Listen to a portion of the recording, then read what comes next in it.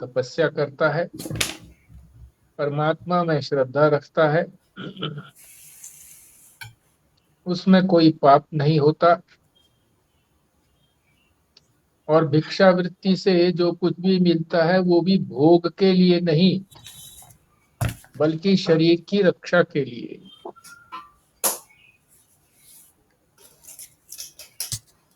तो वो कहाँ तक जाता है, उसको क्या प्राप्ति होती है? ब्रह्मा जी के लोक तक जाता है। और वहां यदि उसमें जिज्ञासा प्रबल हो गई तो ब्रह्मा जी जो है उसकी जिज्ञासा का समाधान कर देंगे, परमात्मा के स्वरूप को बता देंगे, और फिर वो ब्रह्मा जी का जितना कार्यकाल है उतने तक वहां सुख भोगेगा, और उसके बाद फिर उसका मोक्ष हो जाएगा। इसको कहते हैं क्रम मुक्ति। उसी समय मुक्ति नहीं होती, बल्कि बीच में एक पड़ाव आता है, तब मुक्ति होती है। ये हमने निष्काम कर्म की स्थिति समझ ली थी। फिर ये भी प्रारंभ किया था कि परमात्मा का स्वरूप जानने के लिए वैराग्य अति आवश्यक है।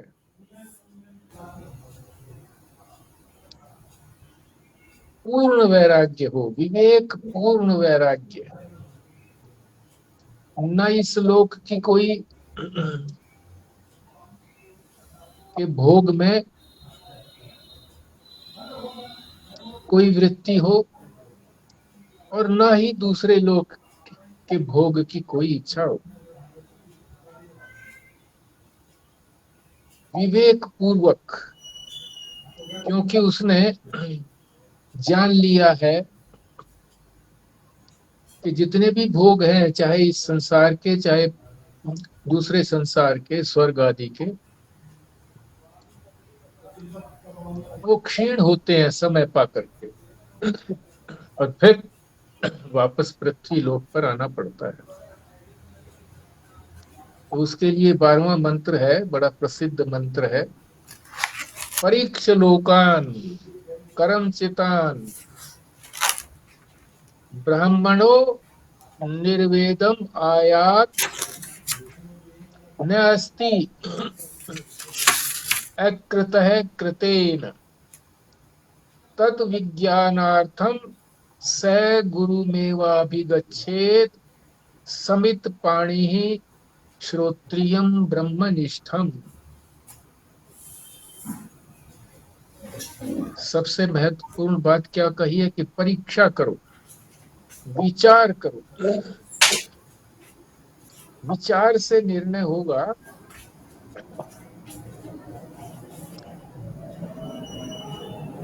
इस लोक के अंदर जितने भी हम कर्म करते हैं उनसे जो प्राप्त होता है वो क्षयिष्णु है, क्षीण हो जाता है, समाप्त हो जाता है। इसलिए उसने ये जान लिया, विचार पूर्वक जान लिया कि यहाँ के जितने भी भोग हैं उससे विरक्त होना आवश्यक है। क्यों?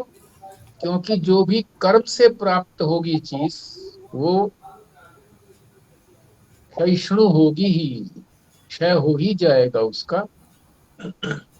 और कर्म से जो है ये हमारा जो स्वरूप है, मोक्ष है, ये कर्म से प्राप्त नहीं होता, क्योंकि ये तो फल है, स्वयं फल है। कर्म से तो प्राप्त जो फल होते हैं वो क्षयिष्णु होते हैं, ये स्वयं फल है।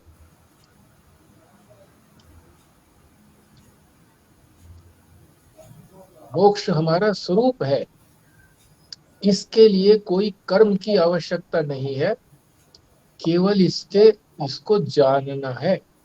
जो बुद्धि भ्रम में पड़ गई है, उस भ्रम को मिटाना है। ये जानना क्या एक कर्म नहीं है? नहीं है। मानसिक कर्म तो है।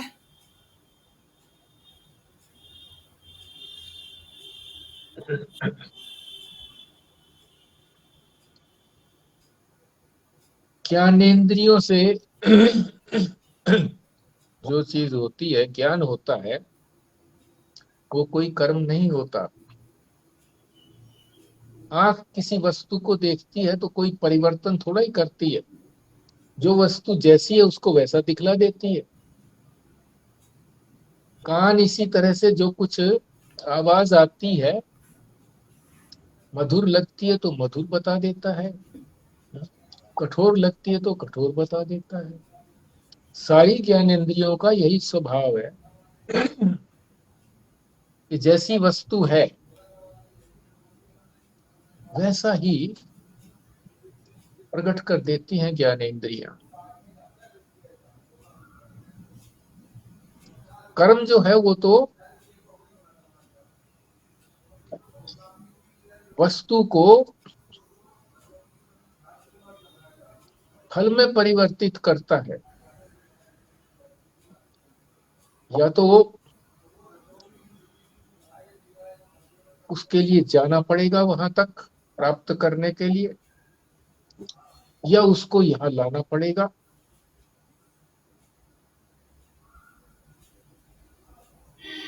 कोई ना कोई परिवर्तन करता है कर्म। मन को भी यदि कहें कि भाई मन भी कर्म है, तो मन कोई परिवर्तन तो करता नहीं। जो वस्तु जैसी है उसको जो इंद्रियां कहती हैं उसका समर्थन करता है, ज्ञानेंद्रियां कहती हैं उसका समर्थन करता है।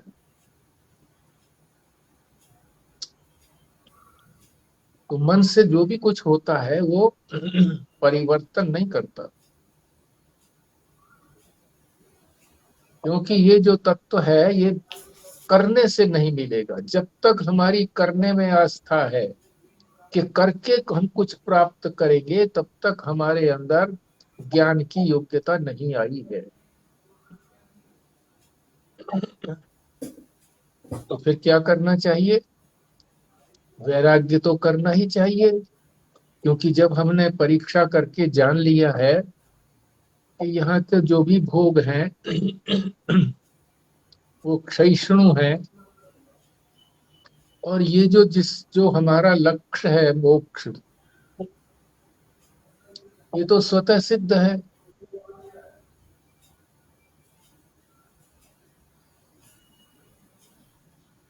जैसा है वैसा हमको उसको देखना है। अब हमारी बुद्धि जो है वो भ्रम में पड़ी हुई है। इसके साथ जो और अनात्म वस्तुएं मिली हुई हैं, उन सबको जो है मैं मान रही हूँ। इस बुद्धि के भ्रम को मिटाना है। तो उसके लिए क्या करेंगे? ये स्वतंत्र रूप से अपने आप उस तत्व का ज्ञान नहीं हो सकता। इसलिए क्या करना है? तद विज्ञानार्थम, उसके अनुभव के लिए, उस तत्व के अनुभव के लिए, उस तत्व के साक्षात्कार के लिए। साक्षात्कार का ये तात्पर्य ना समझना कि वो हमारे सामने, हमारी इंद्रियों के सामने प्रकट हो जाएगा, क्योंकि तत्व है ना, वो तो निराकार तत्व है। प्रकट कैसे होगा सामने? उसका तो अनुभव होगा बस। और अनुभव कैसे होगा? मैं रूप से अनुभव होगा, अन्य रूप से अनुभव नहीं होगा। उसके अनुभव के लिए स्वतंत्र रूप से अनुभव नहीं किया जा सकता, क्योंकि हमने वो जो साजन है हमारा, वो अनदेखा, अनजाना, अनपहचाना साजन है। तो उस रास्ते को दिखाने के लिए गुरु चाहिए। तो कह रहे हैं गुरु मेवा भी गच्छेत, गुरुम एव, एव माने ही, गुरु के पास ही जाना पड़ेगा, और कोई रास्ता नहीं है। और किस विधि से जाना पड़ेगा? समित पाणी, अपनी श्रद्धा के प्रदर्शन के लिए, अपनी श्रद्धा को और प्रगाढ़ करने के लिए, जो भी गुरु की आवश्यकता है मन के अंदर, या जहां भी है गुरु, उनकी आवश्यकता के अनुसार, और आवश्यकता सारी पूरी है तो भी जो चीज व्यवहार योग्य है उनके नहीं, उनके शिष्यों के, जिसको भी वो चाहे बांटे, ना शिष्य हो उनको भी बांटे, चाहे अपनी श्रद्धा को प्रगाढ़ करने के लिए हम कुछ लेकर के जाए, धन, वस्त्र, मिठाई, फल इत्यादि, और उनकी आवश्यकता की वस्तुएं या किसी अन्य की आवश्यकता की वस्तुएं अपनी श्रद्धा प्रकट करनी है, उनकी आवश्यकता नहीं देखनी है। और गुरु कैसा हो? श्रोत्रियम और ब्रह्मनिष्ठम, परंपरा से जिसने वेद का श्रवण किया है, श्रुति का श्रवण किया है, उपनिषदों का श्रवण किया है,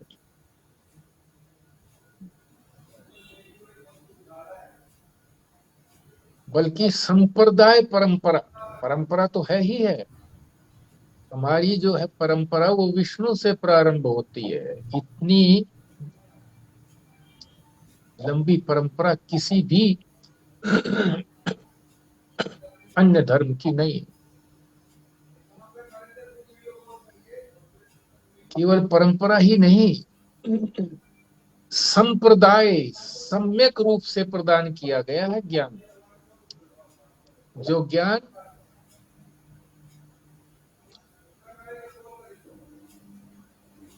विष्णु जी में था, वही ज्ञान जो है उन्होंने ब्रह्मा जी को दिया। जो नारायण में था वही ज्ञान उन्होंने ब्रह्मा जी को दिया। ब्रह्मा जी ने फिर अपने पुत्रों को, सनक सनंदन सनत कुमार आदि, उनको दिया। और ये परंपरा इसी प्रकार से सम्यक रूप से प्रदान की परंपरा चलती रही। और वही ज्ञान जो हमारे पास सामने आया है, और वो गुरु हमें भी उसी प्रकार से संप्रदान करेंगे।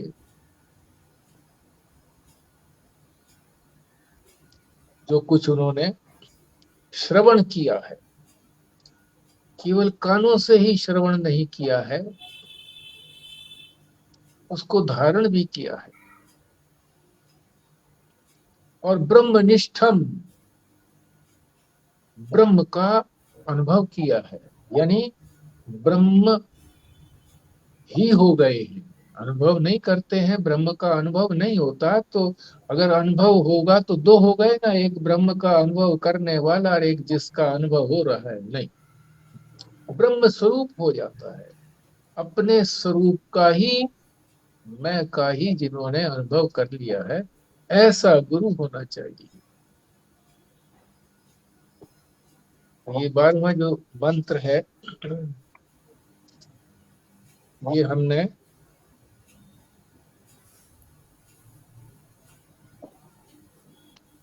कहाँ तक कर लिया था?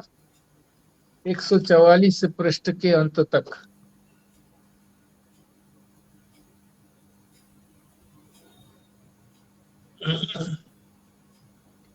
इस पृष्ठ में 144 के पृष्ठ में ये भी बताया था कि परीक्षा करने को कह तो दिया कि परीक्षा करो, पर परीक्षा कौन कर सकता है? सबके बस की बात नहीं है परीक्षा करना, क्योंकि हम तो संसार की वस्तुओं की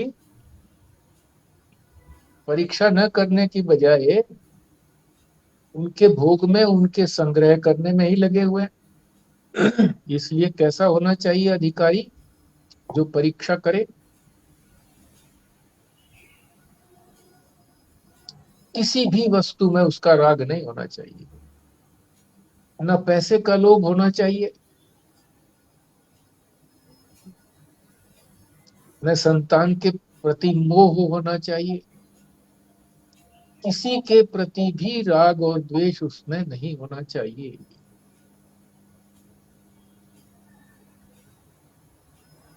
तभी वो परीक्षा कर सकता है, तभी वो विचार करने में समर्थ हो सकता है। जो सम्यक विचार है, सामान्य विचार नहीं, सम्यक विचार है, उस विचार को परिणाम तक लेकर के जाता है,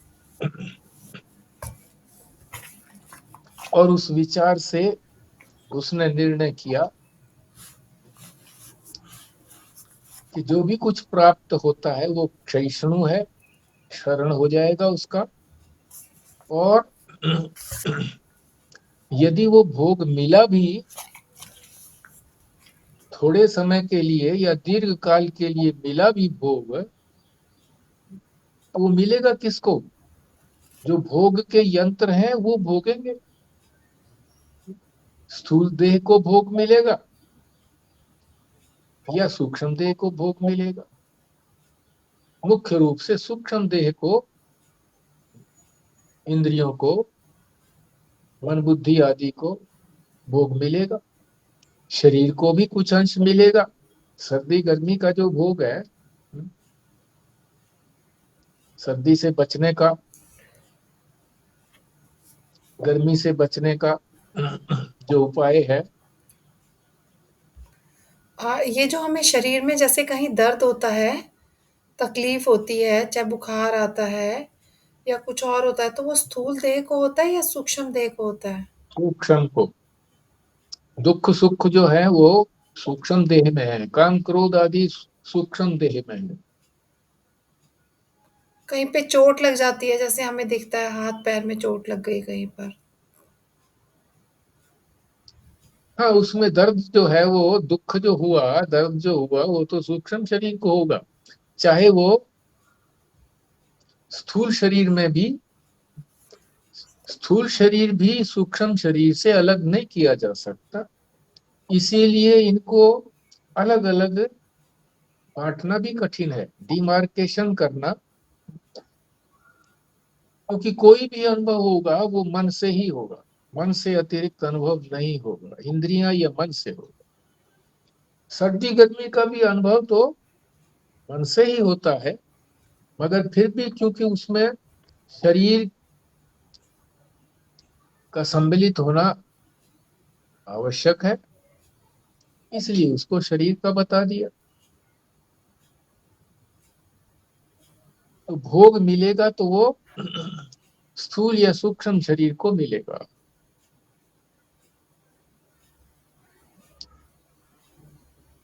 परमात्मा का जो आनंद है वो हमें नहीं मिलेगा।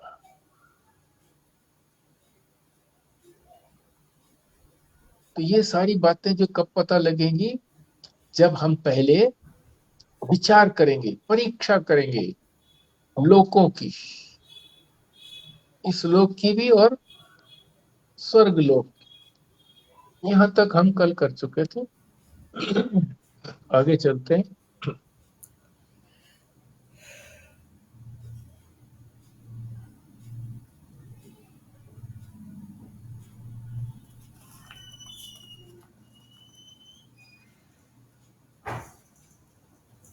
आगे ये बता रहे हैं 145 वाले पृष्ठ के अंदर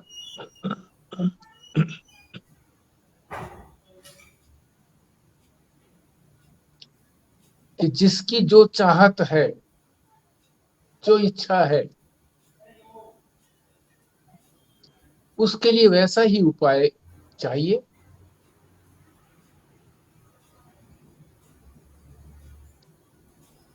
ये भी प्रश्न उठाते हैं लोग कि फिर ये स्वर्ग का उपाय क्यों बताते हैं शास्त्र?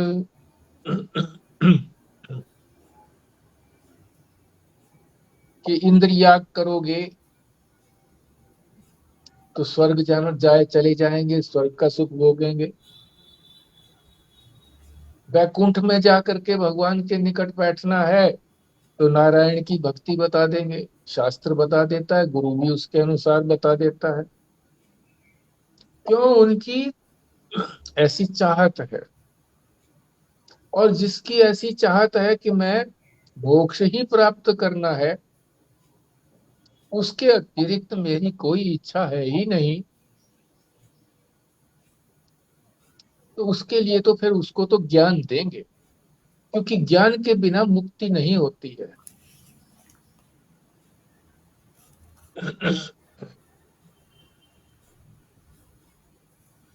जैसे कोई बीमार है, डॉक्टर के पास भेजेंगे।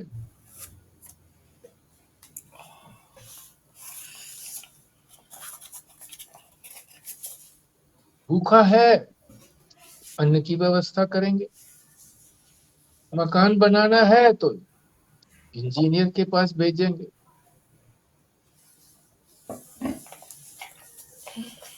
तो तात्पर्य ये हुआ कि किसी चीज का भी निर्णय करना है तो उसके लिए प्रमाण कौन है? प्रमाण का मतलब जो सही ज्ञान दे, प्रमाण, उसको कहते हैं प्रमाण। जैसे कोई चीज देखनी हो तो उसके लिए प्रमाण क्या है? आंख। ये हमारी सारी ज्ञानेंद्रियां, पांचों ज्ञानेंद्रियां प्रमाण है। कहाँ के लिए प्रमाण है? इस संसार के लिए प्रमाण है। संसार की वस्तुएं पांच प्रकार की तो है: शब्द, स्पर्श, रूप, रस, गंध। शब्द के लिए, शब्द सुनना हो तो कान की आवश्यकता है, तो कान प्रमाण है उसके लिए। कान ने जो कुछ बता दिया तो पत्थर की लकीर है, उसको कोई भी इंद्रिय जो है नकार नहीं सकती। इस संसार की कोई वस्तु है तो उसको श्रुति भी नहीं नकारती। जैसे अग्नि ताप देती है, गर्मी देती है, इसको श्रुति भी कभी ये नहीं कहेगी कि अग्नि ठंडी होती है, नहीं।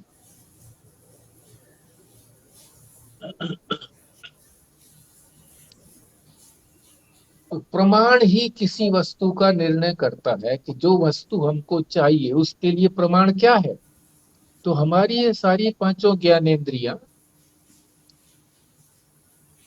शब्द के लिए कान प्रमाण, स्पर्श के लिए हमारी त्वचा प्रमाण, रूप के लिए आंख प्रमाण, रस के लिए जल प्रमाण, जिव्या, रस के लिए जिव्या प्रमाण। जिव्या से ही रस का पता लगता है कि खट्टा रस है, स्वाद खट्टा है, मीठा है, कड़वा है, चरचरा है, इत्यादि। और गंध के लिए नाक प्रमाण है। और ये प्रमाण जो है ये असाधारण कारण है। असाधारण, असाधारण उसको कहते हैं कि उसके बिना जिस जिस क्षेत्र में इनका अधिकार है उसके बिना कोई और उसको प्रमाणित कर ही नहीं सकता।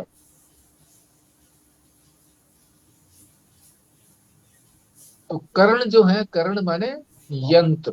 ये यंत्र है। कौन सा यंत्र? असाधारण, सामान्य नहीं है, जनरल नहीं है। कई यंत्र जनरल होते हैं कि उससे ये काम भी कर लो, ये भी कर लो, ये भी कर लो।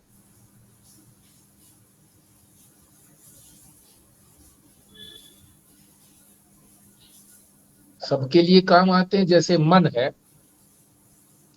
ये साधारण प्रमाण है। किसी भी चीज के बारे में संकल्प विकल्प ये कर सकता है, संकल्प विकल्प में ये प्रमाण है। मगर इंद्रियों की ज्ञान के लिए सामान्य रूप से ज्ञान रखता है ये। जो ज्ञान किसी विशेष इंद्रिय ने दे दिया उसका समर्थन करता है ये। क्योंकि ये सूक्ष्म पंच महाभूतों के सम्मिलित रूप से बना है। पांचों महाभूतों का जो सूक्ष्म पंच महाभूत हैं उनके सारे मिले जुले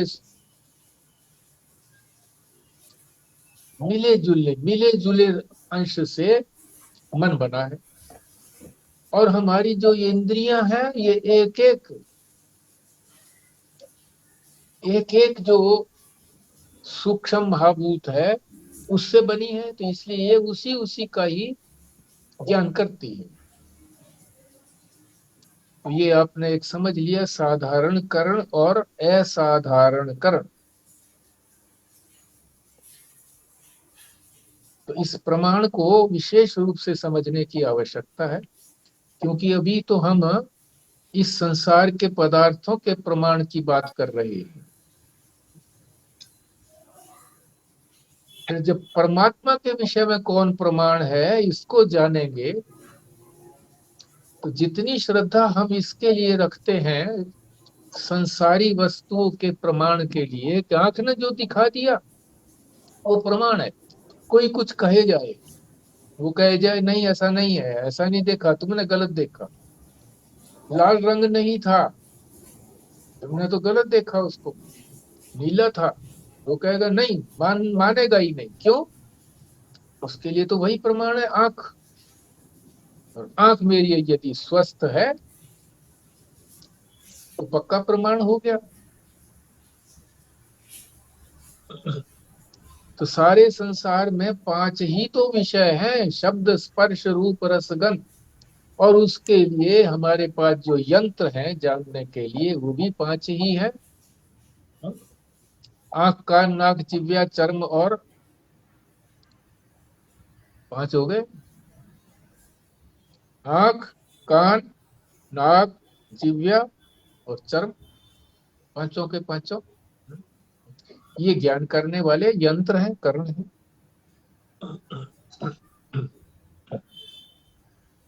और ये असाधारण कर्ण है, आप ठीक से समझ गए होंगे।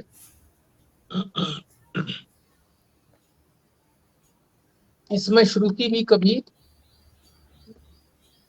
विरोध नहीं करती है।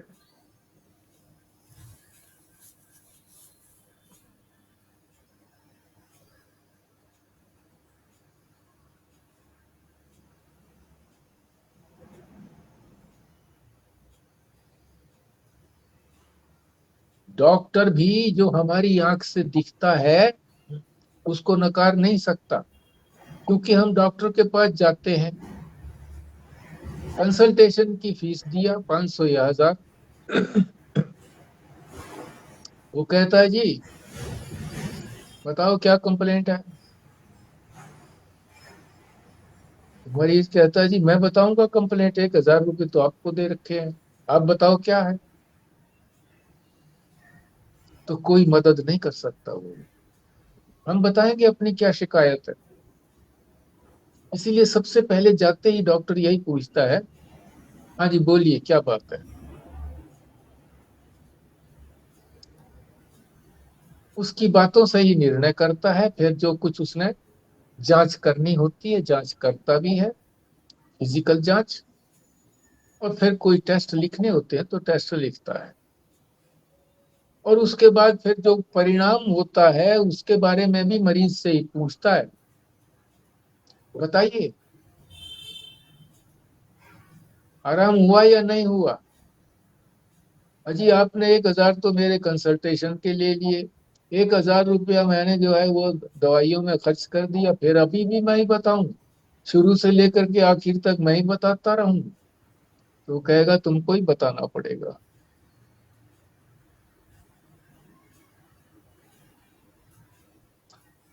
इसलिए ये तो हुई, उदाहरण हुआ, इसको हम कहाँ घटाएंगे? परमात्मा के लिए, परमात्मा के स्वरूप के ज्ञान के लिए प्रमाण कौन है? श्रुति। ये तो प्रमाण है नहीं, ये तो संसार के पदार्थों के लिए प्रमाण है और असाधारण प्रमाण है। इसी तरह से परमात्मा के ज्ञान के लिए प्रमाण कौन है? श्रुति, उपनिषद, वेद, वो प्रमाण है। जो उन्होंने कह दिया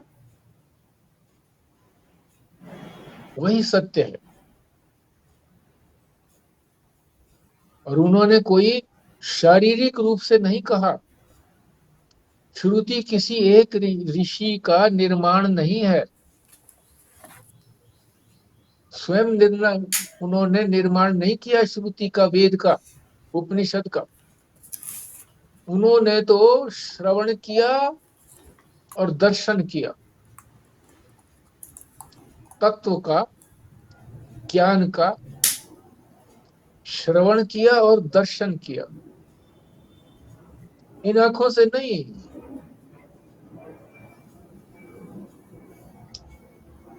इसमें शरीर का उपयोग नहीं है।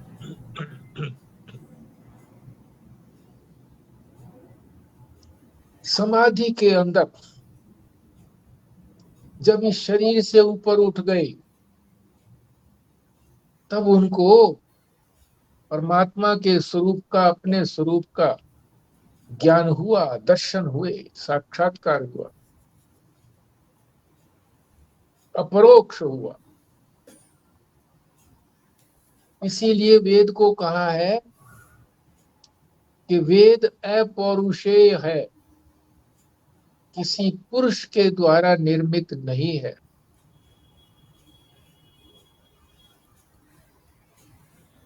श्रुति अपुरुषेय है, पुरुष के द्वारा नहीं लिखी गई।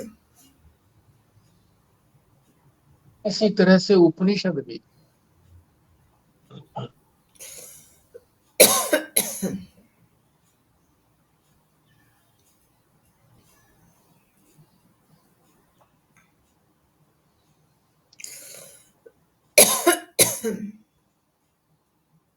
अब यहाँ जो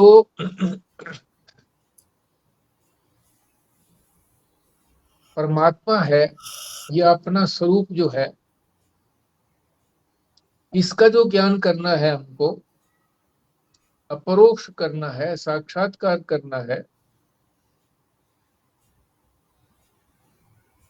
ये किसी अन्य वस्तु का नहीं है। ऋषियों ने भी किसी अन्य वस्तु का साक्षात्कार नहीं किया, अपने ही स्वरूप का साक्षात्कार किया। हमें भी अपने ही स्वरूप का साक्षात्कार करना है, और मेरे अतिरिक्त कोई और कर सकता है क्या मेरा साक्षात्कार? मेरे रोग को दूर करने के लिए क्या दूसरा दवाई खा सकता है? नहीं खा सकता। ये अन्य का ज्ञान नहीं है, स्वयं का ज्ञान है, अपना ज्ञान है।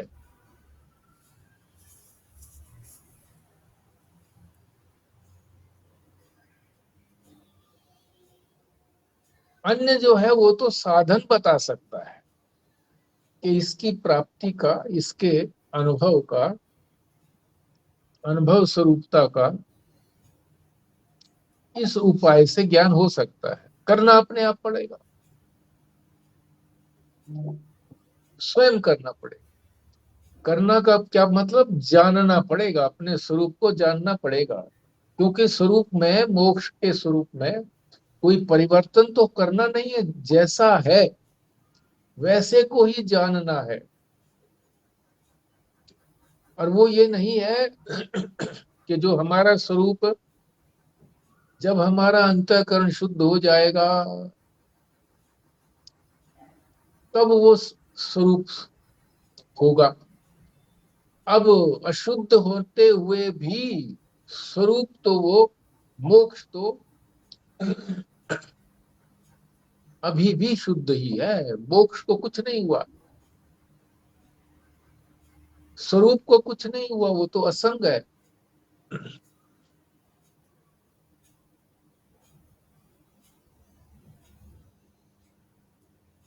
जो भी साधन है, ये साधन तो बस अंतःकरण की शुद्धि पर्यंत साधन है। अंतःकरण की शुद्धि कहो, मन की शुद्धि कहो, चित्त की शुद्धि कहो, और कर्म भी जो है निष्काम कर्म, क्योंकि कामना वाला कर्म में तो फल की प्राप्ति हो गई। जब निष्काम कर्म होगा तो परमात्मा प्रसन्न होंगे और फिर अंतःकरण को शुद्ध करेंगे।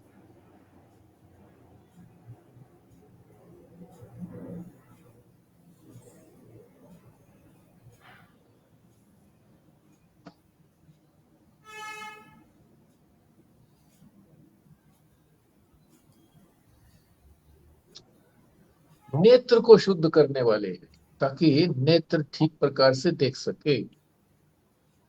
जब अंतःकरण शुद्ध होगा तो चेतन का जो प्रतिबिंब है, हमारी आत्मा का जो प्रतिबिंब है, वो इसमें पड़ेगा। देखेंगे प्रतिबिंब को, जानेंगे बिंब को। देखेंगे मुंह का प्रतिबिंब, जानेंगे अपने आप को कि ये यहाँ नहीं है, ये तो मेरे सिर पर ही है, मेरा मुंह मेरे सिर के साथ ही। तो शुद्धि के लिए, अंतःकरण की शुद्धि के लिए, बुद्धि की शुद्धि के लिए, मन की शुद्धि के लिए निष्काम कर्म भी चाहिए, धर्मानुष्ठान भी चाहिए,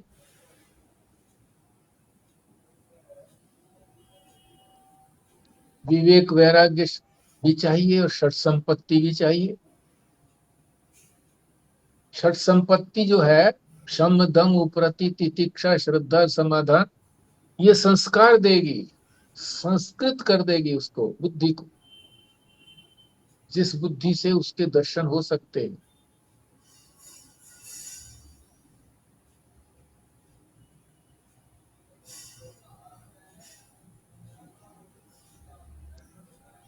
परीक्ष लोकान कर्म चितान, क्योंकि बार बार इसी चीज को कह रहे हैं, इसीलिए परीक्षा करो कि वैराग्य की प्राप्ति करो विवेक से। हाँ? चीजों को अलग अलग करके, आत्मा और अनात्मा को अलग अलग विविच्य करके, अलग करके जानो। विवेक से ही फिर विचार होगा। विचार तो अभी भी हम करते हैं, पर अविवेक से करते हैं। जैसा हमारा अंतःकरण रंग वाला है, वैसा ही हम विचार करते हैं। शुद्ध है नहीं तो विचार भी फिर शुद्ध नहीं निकलता, परिणाम उसका शुद्ध नहीं निकलता। तो परीक्ष लोकान कर्म चितान, बहुत महत्वपूर्ण ये वाक्य है। परीक्षा करो, विचार करो। क्या विचार करना है कि कर्म से प्राप्त मोक्ष नहीं है, ये करने से नहीं मिलता, ये तो सिद्ध है, पहले से ही सिद्ध है, हर समय सिद्ध है, हर स्थान में सिद्ध है। ये नहीं है कि वहां वन में जाकर के ही हमको अपने स्वरूप का ज्ञान होगा, कहीं भी हो सकता है, और किसी भी समय हो सकता है। ये नहीं है कि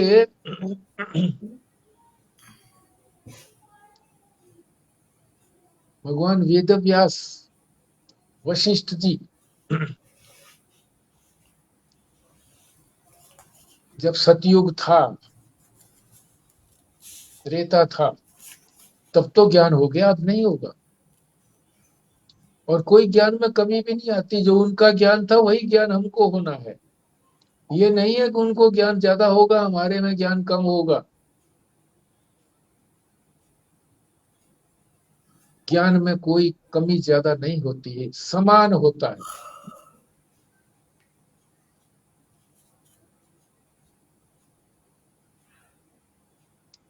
कर्म करने से हमको इस संसार की प्राप्ति हो सकती है, संसार में उन्नति हो सकती है, धन पद मान ये मिल सकता है।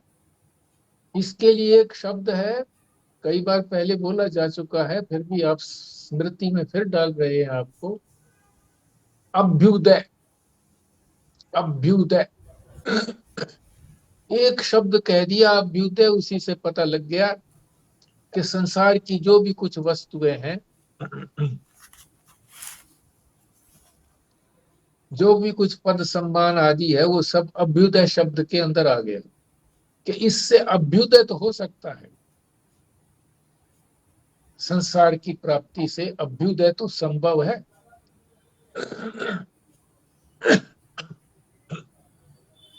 पर ये अभ्युदय जो है, ये परमात्मा के साक्षात्कार में, अपने स्वरूप की उपलब्धि में सहायक नहीं है। उसके लिए तो निश्रेयस चाहिए, निश्रेयस, कि इससे अधिक श्रेयस्कर कोई वस्तु है ही नहीं। निश्रेयस, अभ्युदय और निश्रेयस। अभ्युदय के लिए बता रहे हैं, कर्म से है तो कर्म से प्राप्त है तो सारी चीजें इस लोक में। क्या करेंगे? बुद्धि को शुद्ध करेगा, और उस शुद्ध बुद्धि से परमात्मा का साक्षात्कार होगा। बिना शुद्ध हुए साक्षात्कार संभव नहीं। तो सबसे पहले हमें अपना लक्ष्य पूरा करना है, लक्ष्य भेद करना है, लक्ष्य को बींधना है। तो क्या करना होगा? नेत्रों को स्वच्छ करना होगा, नेत्र ठीक से देखें। लक्ष्य भेद करने के लिए, जैसे संसार में लक्ष्य भेद करते हैं, बंदूक लाइट ऑन कर दो एक बार। से गोला चलाते हैं, गोली चलाते हैं, तो पहले तो हमारी आंख ठीक होनी चाहिए, कोई मोतिया ना आया हुआ हो,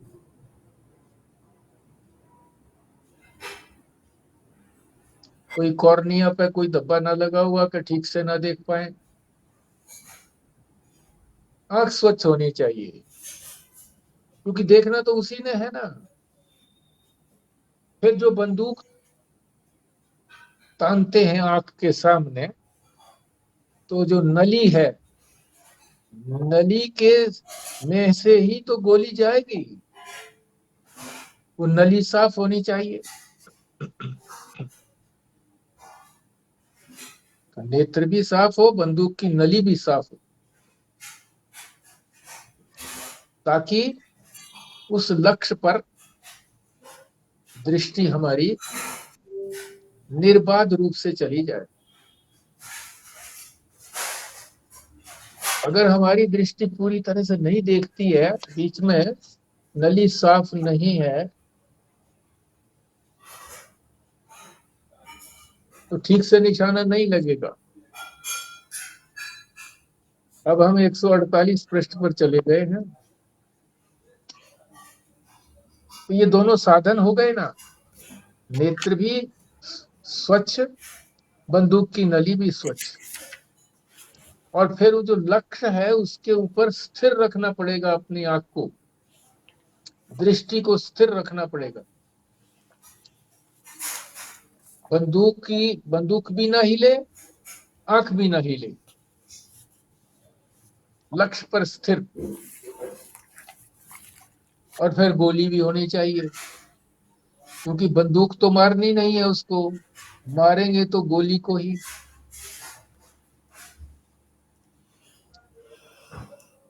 तो गोली क्या है?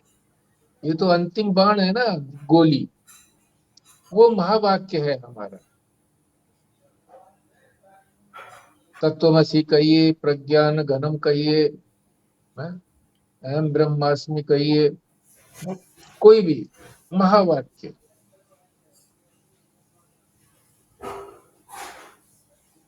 परमात्मा की प्राप्ति के लिए जो गोली है वो महावाक्य है। और अंतःकरण की शुद्धि ये निष्काम कर्म से होगी।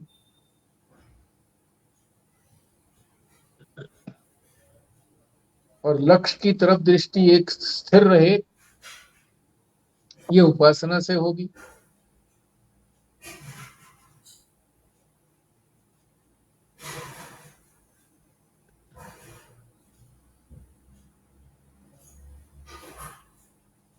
कर्म से इस लोक की उन्नति हो सकती है, इसमें कोई संदेह की बात नहीं है। इस लोक में महान उन्नति की जा सकती है कर्म से। उदाहरण भी दिया है, 149 पृष्ठ पर चले गए हम। महर्षि विश्वामित्र दूसरी ही सृष्टि बना दी थी उन्होंने, दूसरी दुनिया बना दी थी। उसकी भी कथा है लंबी चौड़ी, त्रिशंकु। नया स्वर्ग बना दिया उसके लिए।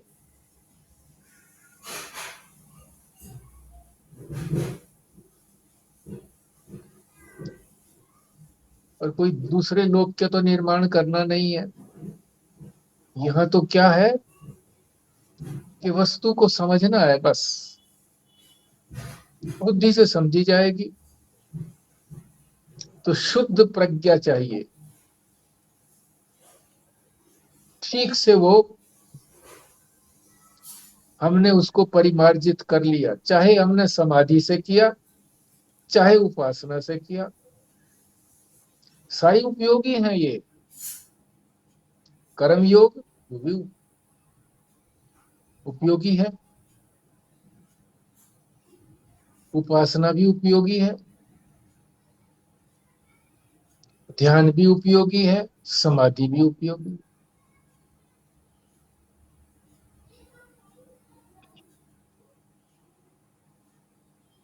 अब यहां तक तो बता दिया। आगे फिर व्यास जी, ये प्रमार्जित प्रज्ञा क्या होती है जी? अजी यहाँ आया है, भले वह प्रमार्जित हो समाधि से या उपासना से, किंतु चाहिए प्रमार्जित प्रज्ञा। परिमार्जित, हाँ परिमार्जित कहते हैं वो मंजी हुई, शुद्ध की हुई। जैसे बर्तन को मांज देते हैं, शुद्ध कर देते हैं, परिमार्जन, तो वो परिमार्जित होनी चाहिए।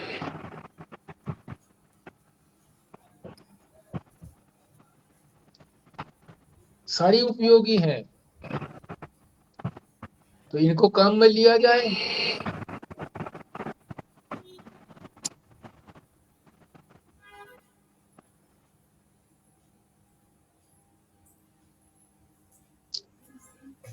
अब ऐसा कौन कर सकता है? सामान्य पुरुष तो करेगा नहीं, जो संसार में लगा हुआ है वो कहे को ये झंझट मोल लेगा, क्योंकि उसे पता नहीं कि इधर परमात्मा की तरफ आने से क्या प्राप्ति होगी। कुछ भी प्रयत्न नहीं करना पड़ेगा, केवल एकमात्र एक परमात्मा के ज्ञान से सबका ज्ञान हो जाएगा। उसकी प्राप्ति से सब कुछ प्राप्त हो जाएगा। सारी कामनाओं की निवृत्ति हो जाएगी। कोई कर्म करने की आवश्यकता नहीं पड़ेगी।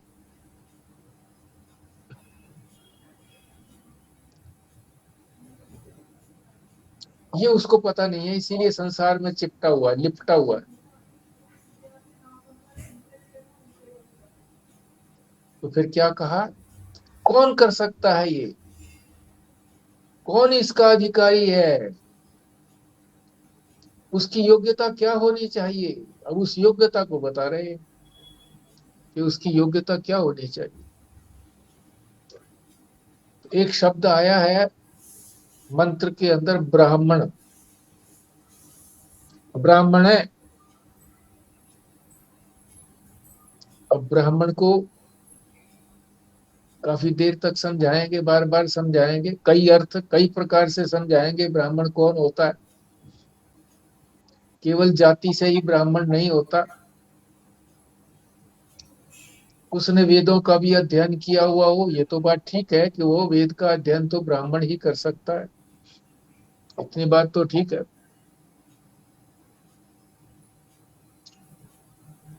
और उसने ब्राह्मण भी हो, वेदों का अध्ययन भी किया हुआ हो, और उसने परीक्षा भी की हो कि इस संसार से जिन लोकों की प्राप्ति होती है, कहाँ स्वर्ग आदि की प्राप्ति हो जाएगी। कर्म का फल है ये। तो ये फल जो है ना, तो ये तो विद्वान को तो चाहिए नहीं। जो बुद्धिमान है उसको ये फल नहीं चाहिए। बुद्धिमान तो अंतिम फल चाहता है कि उसके बाद कुछ कुछ परिश्रम ना करना पड़े और सतत एक रस आनंद की प्राप्ति रहे, दुखों से आत्यंतिक निवृत्ति हो जाए। स्वर्ग आदि प्राप्ति ये तो जो बुद्धिमान नहीं है वही चाहते हैं कि हाँ ठीक है। स्वर्ग की प्राप्ति के लिए तो हम भी लोग कह देते हैं हमें स्वर्ग की प्राप्ति नहीं चाहिए, पर यहाँ का सुख भोग तो छोड़ने को तैयार नहीं है।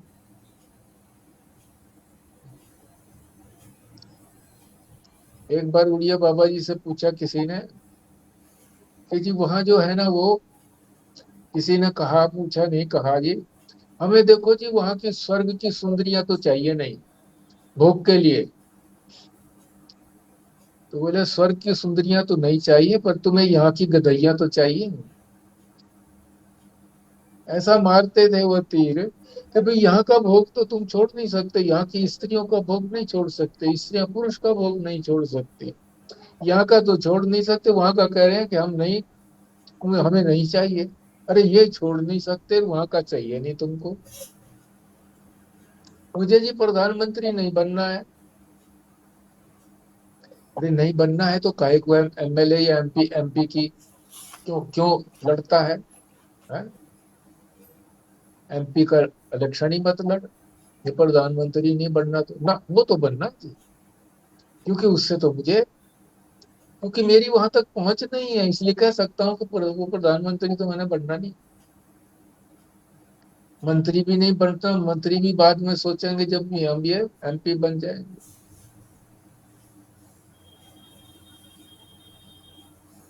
तो एक तो अर्थ ये बता दिया ब्राह्मण का कि वेद का अध्ययन किया हुआ हो। और ये ब्राह्मण शब्द भी इसलिए कहा गया है कि क्योंकि ब्राह्मण कर्मकांड अधिक करते हैं, कर्मकांड, और कर्मकांड नहीं करते इसलिए ब्राह्मण शब्द कह दिया। पर ब्राह्मणों के लिए ही नहीं है, सबके लिए है ये, कि जो इस संसार की प्राप्ति चाहता है उसके लिए नहीं है। जो संसार की प्राप्ति के भोग जो है जो भी मिलेंगे उनसे जो उसको वैराग्य हो गया है, ये भी नहीं चाहिए, स्वर्ग की प्राप्ति भी नहीं चाहिए, उसके लिए कहा है ब्राह्मण शब्द।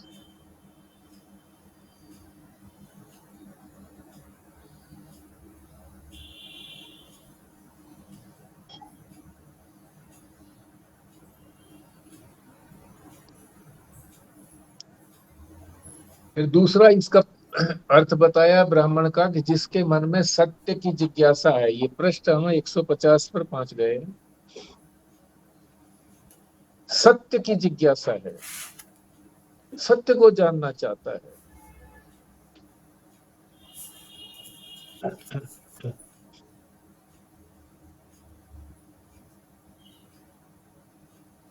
जिसको ज्ञान की जिज्ञासा हो।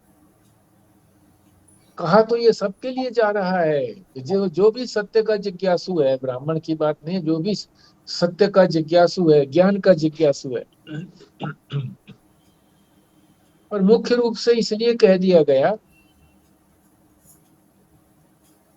जैसे राजा होता है उसके सिर पर छत्र होता है, छत्रिणो यान्ति, तो क्या कहते हैं कि वो छत्रधारी जा रहा है, छत्रधारी जा रहा है।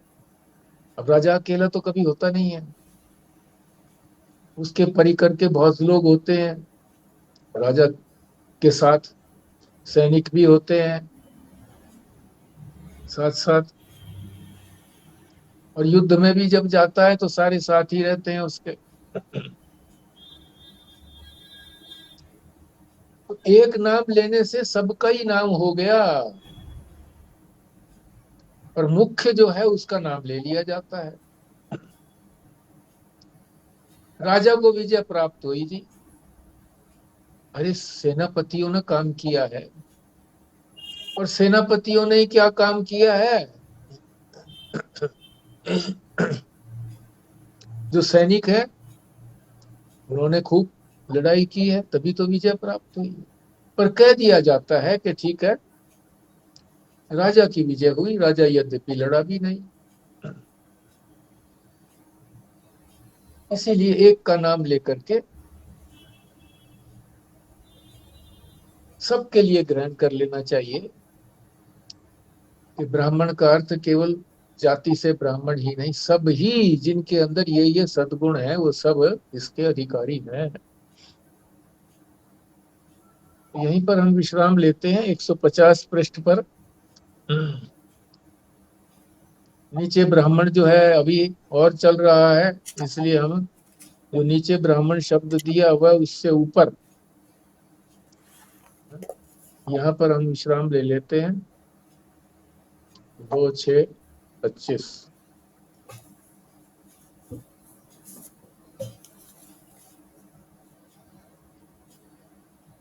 हाँ जी शर्मा जी, संजीव शर्मा जी, पूर्णाहुति करिए।